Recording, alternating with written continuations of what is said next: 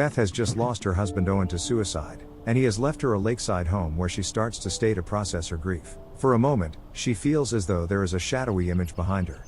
After sleeping there for the night, she goes to the dock where Owen's boat is, the same one he used in his final moments. Beth works as a high school teacher. She is visited by Becky, the mother of one of her students, Hunter. She comes to protest a C grade that Hunter got for his final assignment, which had been graded while Beth was out grieving.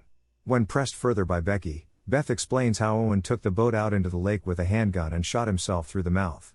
Becky is left feeling guilty and accepts a B grade for Hunter. While staying at the house, Beth finds floor plans for the home, indicating that Owen was building something there before he died. Later that night, Beth starts to hear music playing from downstairs. She gets a text from Owen's phone that tells her to go downstairs. When she calls the phone, the music stops, and she hears what sounds like Owen's voice telling her to look out the window.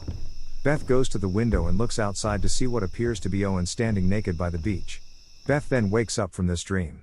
She goes to find Owen's phone and opens it to see that there are no other texts from him besides the last one he left before his death.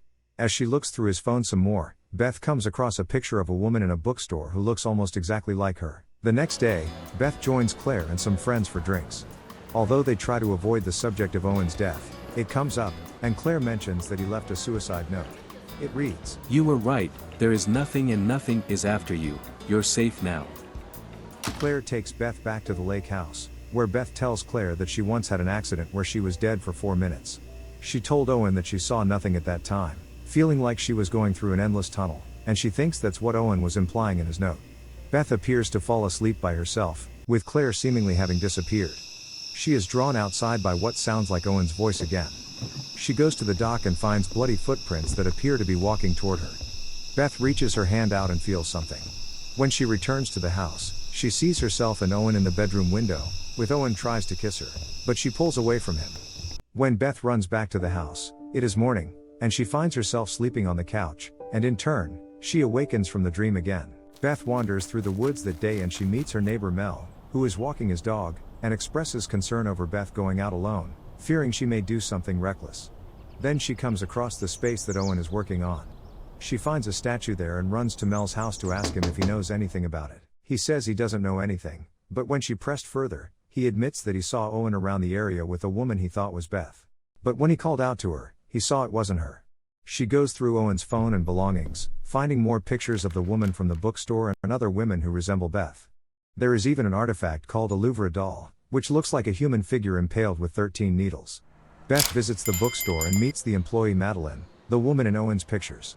She talks to her and reveals that she was Owen's wife and what happened to him. Madeline confirms that she did spend time with Owen.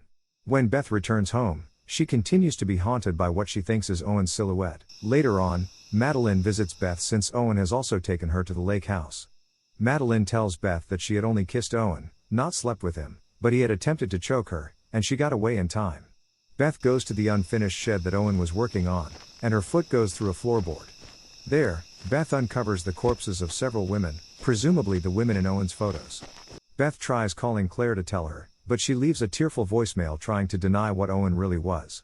In her continued grief and delusions, Beth feels Owen's presence and begins to break down as she wants to touch him again. The invisible force from earlier returns, and Beth appears to be able to hold and kiss it. When she asks the force if it's Owen, it replies that it isn't. Beth walks to the couch and sees Owen himself but speaking with the voice of some demon that claims it was using Owen to carry out the killings and that it had its eyes on Beth the whole time. She sees an image in the mirror of Owen attacking and killing another woman. The following day, Claire goes to the house to look for Beth, but she has taken Owen's boat and handgun out to the lake, looking like she is possessed and about to kill herself. Claire calls out to Beth loud enough to draw Mel's attention. Claire swims out to the boat just as Beth appears to snap out of her delusion. She swims back to the dock with Claire to meet Mel, and they both attempt to comfort her. Beth looks out to the lake and seemingly still sees the shadow of the demon, but when Mel asks what she is looking at, Beth says it's nothing.